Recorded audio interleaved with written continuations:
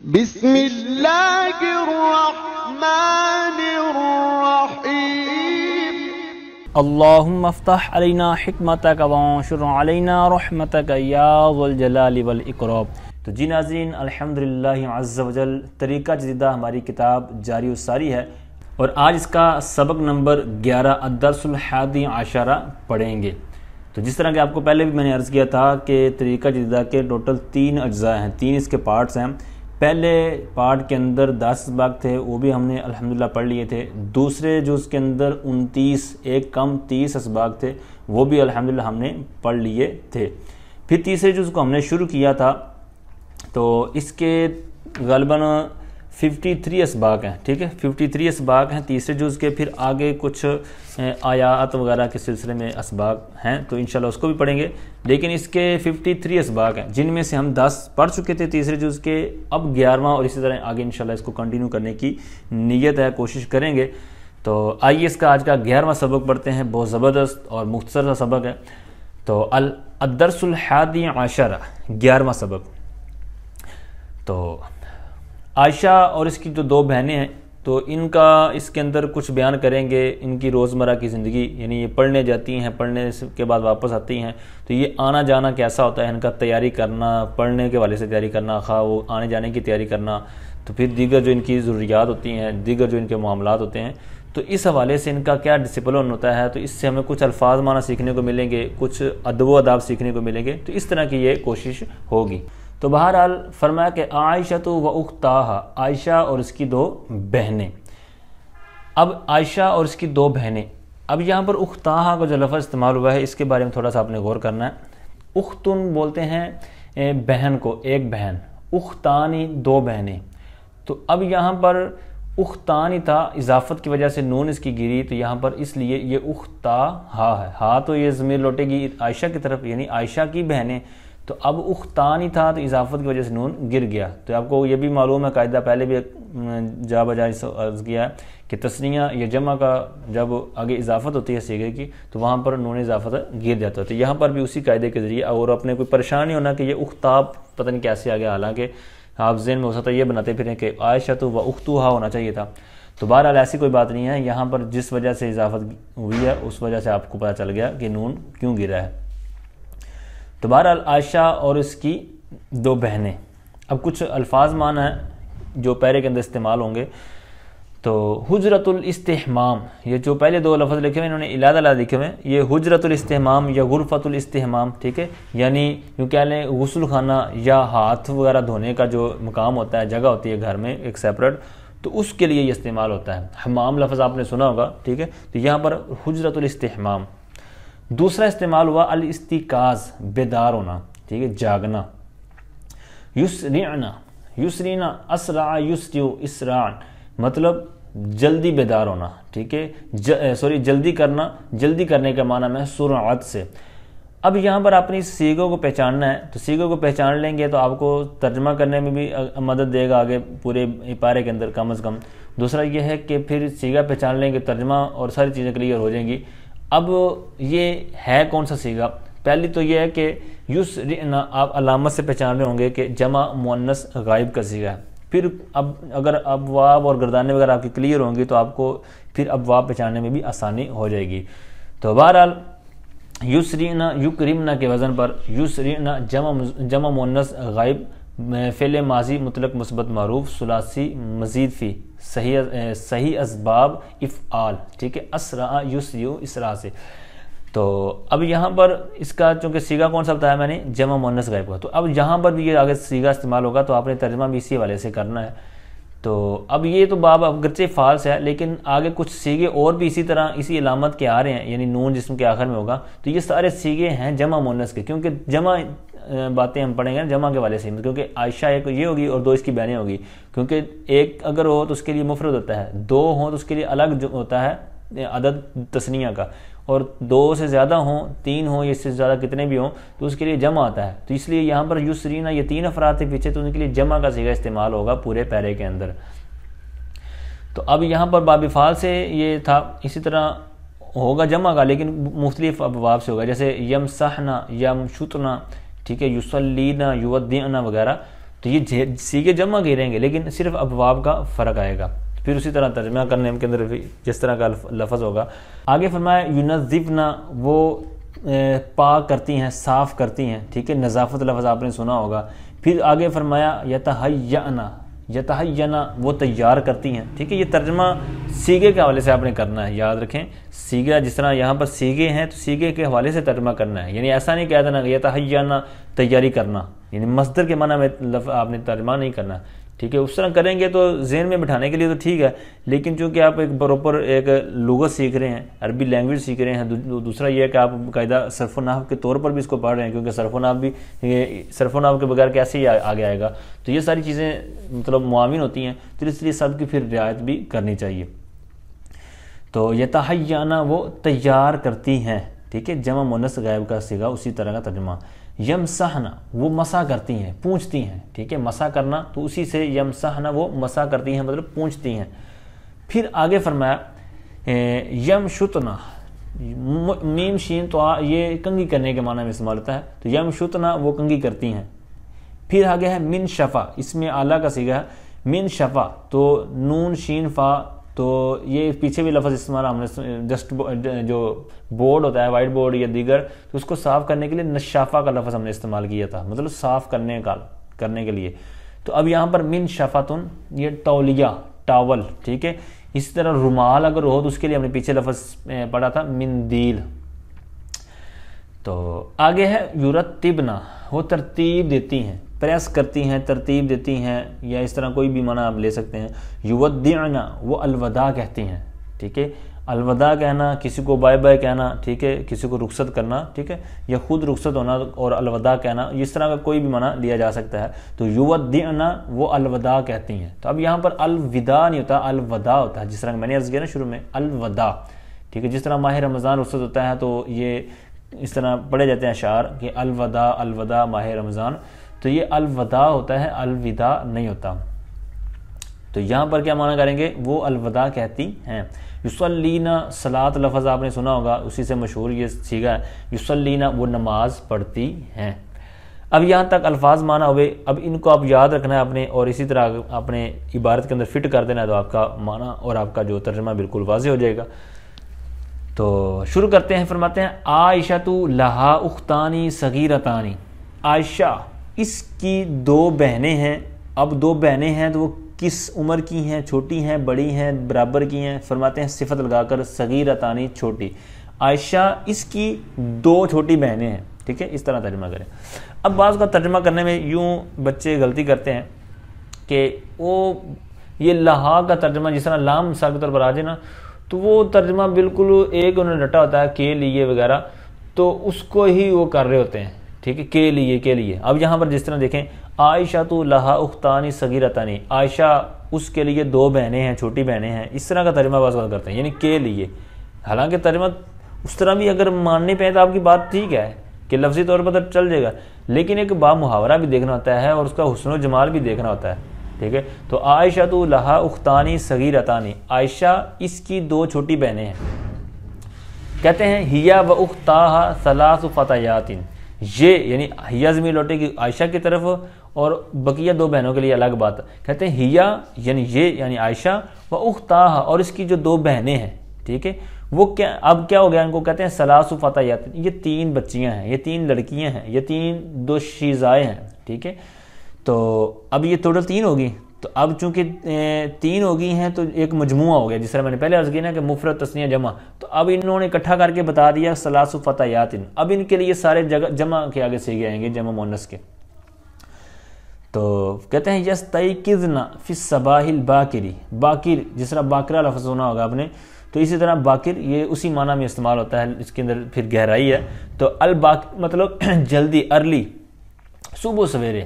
یستیقظنا یہ جو پیچھے تینوں بہنیں ہیں, کہتے ہیں یستیقظنا وہ بیدار ہوتی ہیں, فی الصباح الباکری صبح سویرے. اچھا, بیدار ہوتی ہے تو پھر کیا ہوتا ہے, تو پھر ایک گویا کہ ترتیب کے ساتھ جس طرح بندہ نارمل عام روٹین میں کام کرتا ہے جو بھی ہو, تو اسی طرح یہاں پر بھی ایک ترتیب کے طور پر سارے ان کے افعال بیان کریں گے.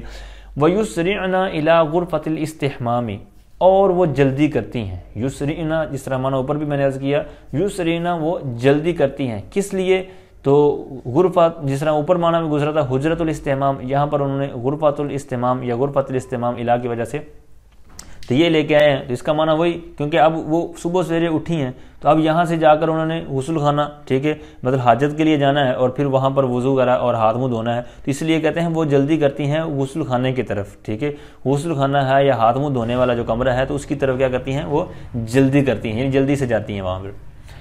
اب وہاں پر جاتی ہیں تو پھر کیا وہاں پر ان کا عمل ہوگا، تو یہ اسی کی ڈیٹیل آگے بیان کر رہے ہیں کہ وہاں جا کر انہوں نے کیا کرنا ہے.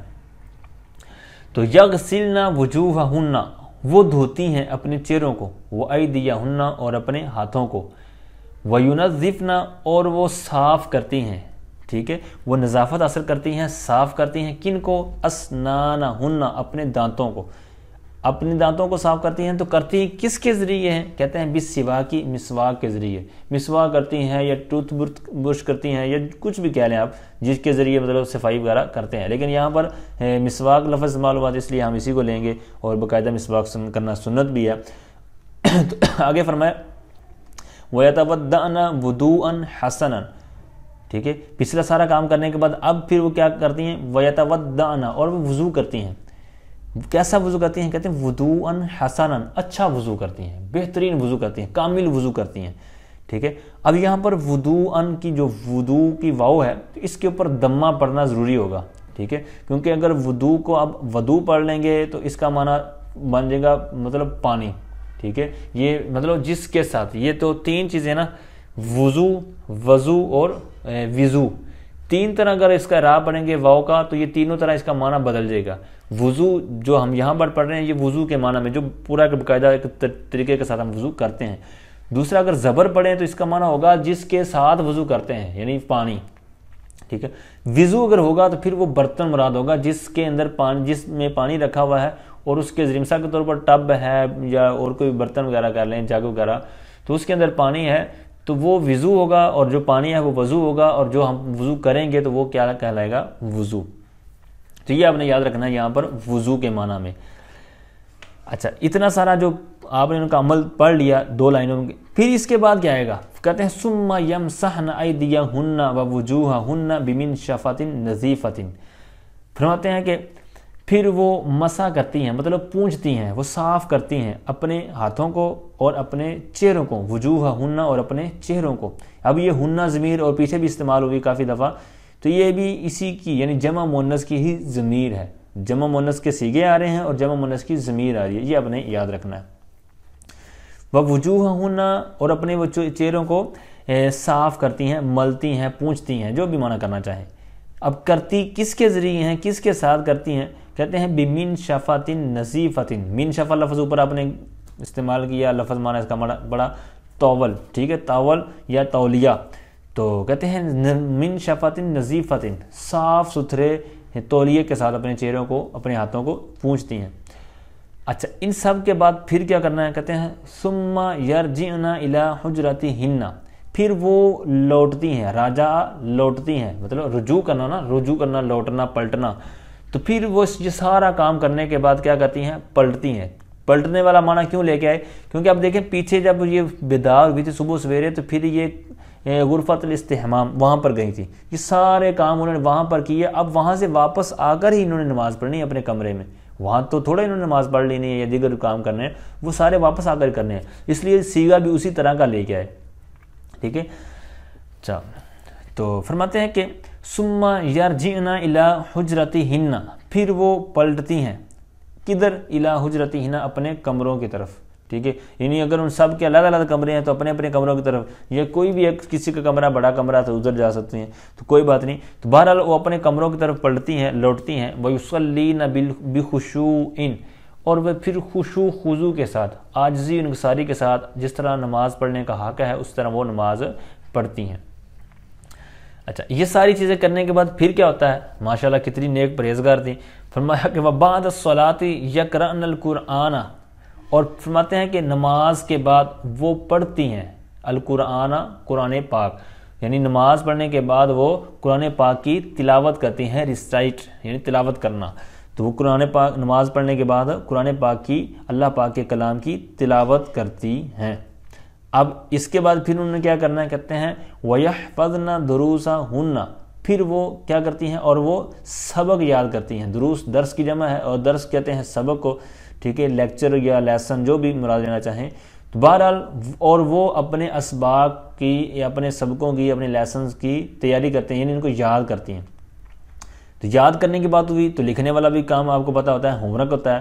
تو فرماتے ہیں وَيَكْتُبْنَ وَظَائِفَهُنَّ، اور وہ اپنے ہوم ورک لکھتی ہیں، اپنا ہوم ورک کرتی ہیں. وظائف مطلب وظیفہ کی جمع مطلب کام کرنا، لکھنے والا یا ہوم ورک جس کو بولتے ہیں. تو وَيَكْتُبْنَ وَظَائِفَهُنَّ، اور وہ اپنا ہوم ورک اپنا کام لکھتی ہیں. ٹھیک ہے، کاتب یکتب، یہ کتاب لفظ جس طرح آپ نے سنا ہوگا تو یہ لکھنے کے معنی میں ہوتا ہے. تو اسی سے یکتبنا جمع کا صیغہ، سارے جمع کا صیغے آ رہے ہیں، میں نے شروع میں ایک دفعہ عرض کر دیا تھا.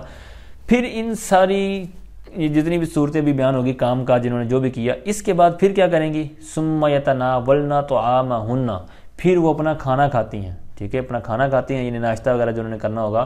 وَيَتَحَيَّأْنَ لِلذَّهَابِ إِلَى الْمَدْرَسَةِ، اور اس کھانے کے بعد پھر کیا کرتے ہیں، یتحیانہ، وہ تیاری کرتی ہیں. کدھر جانے کے لیے، کس لیے تیاری کرتی ہیں؟ فرماتے ہیں کہ للذہاب الی المدرسۃ، مدرسہ، اسکول، دارالمدینہ جو بھی ہو ان کی طرف جانے کے لیے وہ تیاری کرتی ہیں. اب یہاں تک تو ہو گیا سارا ان کا جو ایک پروپر کام تھا، لیکن اس جانے کے وقت کے جو ادب و آداب ہیں وہ کیا ہیں؟ فرماتے ہیں وَقَبْلَ الذِّهَابِ إِلَى الْمَدْرَسَةِ يَمْشُطْنَ شُعُورَهُنَّ، فرماتے ہیں کہ جانے سے پہلے، کدھر جانے سے پہلے، إِلَى الْمَدْرَسَةِ، مدرسہ، تو مدرسہ جانے سے پہلے، اسکول جانے سے پہلے یمشطن، وہ کنگھی کرتی ہیں. کہاں پر کنگھی کرتی ہیں؟ یقیناً بالوں میں کنگھی کرتی ہیں. تو فرمائے شعورہن، اپنے بالوں میں، یعنی اس کے سر کے جو بال ہیں تو ان کو کنگھی کرتی ہیں. وَيُرَتِّبْنَ غُرْفَتَهُنَّ، اور اپنے کمروں کی، جو ان کا غرفہ ہے، کمرہ ہے، حجرہ وغیرہ ہے، تو اس کمرے کی وہ ترتیب لگاتی ہیں. ترتیب کے ساتھ کوئی چیز رکھنا. ٹھیک ہے، تو یرتبنا، وہ ترتیب دیتی ہیں، ترتیب سے چیزوں کو رکھتی ہیں. غرفتہن، اپنے کمرے کی. تو ایک ترجمہ یوں کر سکتے ہیں وَيُرَتِّبْنَ، وہ ترتیب دیتی ہیں، غرفتہن، اپنے کمروں کو. کیسے، اس سے کیا مراد ہوگا؟ تو اس کا یوں مراد لے لیں، آپ سمجھدار ہیں کہ مثال کے طور پہ ایک کمرہ ہے، تو اب جس طرح یہ سارا آپ نے پیچھے والا جو سبق ان کا پڑھا ہے، یہ جو ان کے ادب و آداب، ان کے جو کام کاج کے معاملے سنے ہیں، تو اب اس میں کسی نے کنگا لیا ہوگا، کسی سے تیل پکڑ کے لگایا ہوگا. ٹھیک ہے، اسی طرح اسباق وغیرہ لکھنے کے والے سے قرآن پاک پکڑنا. ٹھیک ہے، اسی طرح دیگر جو کام کیے ہیں، تو آخر کسی نہ کسی جگہ سے انہوں نے وہ چیز لی ہوگی. تو اب یہ ساری کی ساری چیزیں انہوں نے ان کی جگہ پر رکھ دیا. کرسی کو آگے پیچھے کیا تھا تو کرسی کو اس کی جگہ پر رکھ دیا، ٹیبل تھا تو ٹیبل کو اس کی جگہ پر رکھ دیا، بیڈ شیٹ سیدھی کر دی جناب. اسی طرح کتابیں وغیرہ جو گھر میں رکھنے والی ہیں، جس طرح ڈکشنری وغیرہ ہوتی ہے، لغت وغیرہ، ان کو وہاں پر رکھ دیا، بقیہ چیزیں ساتھ لے لی. تو اس طرح کے جو معاملات ہیں، جس طرح ہم بھی آپ بھی سمجھدار ہیں کہ جب کمرہ وغیرہ ہم اٹھتے ہیں کمرے سے، تو پھر باہر جانے کے لیے پھر ہم سارا کمرہ سیٹ کرتے ہیں. ٹھیک ہے، اپنا بستر وغیرہ سیٹ کرتے ہیں، کتابیں سیٹ کرتے ہیں، یا اس طرح کوئی پردے وغیرہ ہیں، تو یہ سارے معاملات، لائٹیں وغیرہ بند کرتے ہیں. تو یہ سارے معاملات اسی کے معنی میں یہاں پر استعمال ہوا ہے. وَيَلْبَسْنَ ثِيَابَهُنَّ، اور وہ لباس پہنتی ہیں اور اپنے کپڑے پہنتی ہیں. وَيُوَدِّعْنَ أَبَوَيْهِنَّ، اور وہ الوداع کہتی ہیں اپنے والدین کو.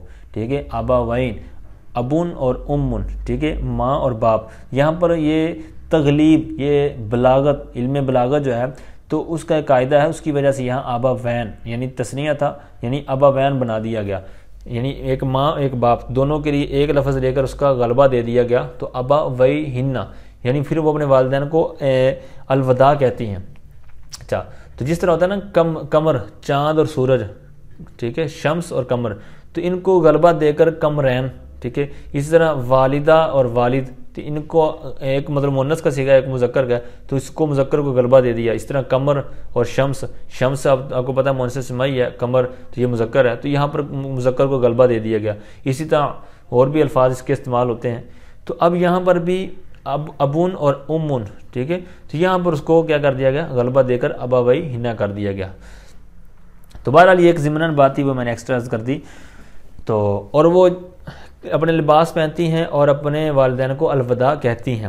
وَيَخْرُجْنَ مِنَ الْمَنْزِلِ وَيَمْشِينَ فِي الشَّارِ بِأَدَبٍ وَاحْتِشَامٍ، اور فرماتے ہیں وَيَخْرُجْنَ، اور وہ نکلتی ہیں، خارج ہوتی ہیں گھر سے، خروج ہوتا ہے ان کا، نکلتی ہیں، ایگزسٹ من المنزل گھر سے وہ نکلتی ہیں، ویمشینا اور وہ چلتی ہیں، ٹھیک ہے، مشیون چلنا، مشا یمشی، ٹھیک ہے، ضرب یضرب سے، ویمشینا اور وہ چلتی ہیں، فی الشارع سڑک پر، ٹھیک ہے، فی الشارع ویسے تو فی معنی میں آتا ہے، ٹھیک ہے، میں، لیکن یہاں پر آپ کو پتہ ہے کہ سڑک کے اوپر ہی چلا جاتا ہے، سڑک میں نہیں چلا جاتا، تو یہاں پھر اسی طرح پھر بعض کا لفظ کا ترجمہ بدلنا بھی پڑتا ہے، تو ویمشینا فی الشارع اور وہ سڑک پر چلتی ہیں۔ اب چلنے کا انداز کیا ہے؟ کیا ایک دوسرے کو جناب کوئی ادھر دیکھ رہا ہے، کوئی ادھر دیکھ رہا ہے، جناب اس طرح ٹانگیں مارتے جا رہے ہیں؟ نہ، ایسا نہیں، بلکہ کیسا ہے؟ بِأَدَبٍ وَإِحْتِشَامٍ، ادب و احترام، احتشام کہتے ہیں وقار، سلیقہ، ایک پر وقار، ایک بہت مہذب انداز میں چلنا۔ تو فرماتے ہیں کہ وہ چلتی ہیں، گھر سے نکلتی ہیں اور سڑک پر چلتی ہیں، لیکن چلنے کا انداز کیا ہے؟ بِأَدَبٍ وَإِحْتِشَامٍ، ادب کے ساتھ، وقار کے ساتھ، سلیقے کے ساتھ چلتی ہیں۔ اچھا، اب چلتی ہیں تو پھر چلتے چلتے آخر کسی منزل پر پہنچنا بھی ہے، تو پہنچنا کیا ٹائم پر پہنچتی ہیں یا نہیں؟ تو فرماتے ہیں وَيَصِلْنَا اور وہ پہنچتی ہیں، وصل مطلب پہنچ جانا، مل جانا وہاں جا کر، تو وَيَصِلْنَا اور وہ پہنچ جاتی ہیں إِلَى الْمَدْرَسَةِ اسکول میں، وہ اپنے اسکول پہنچ جاتی ہیں فی الوقت المعین مقررہ وقت پر۔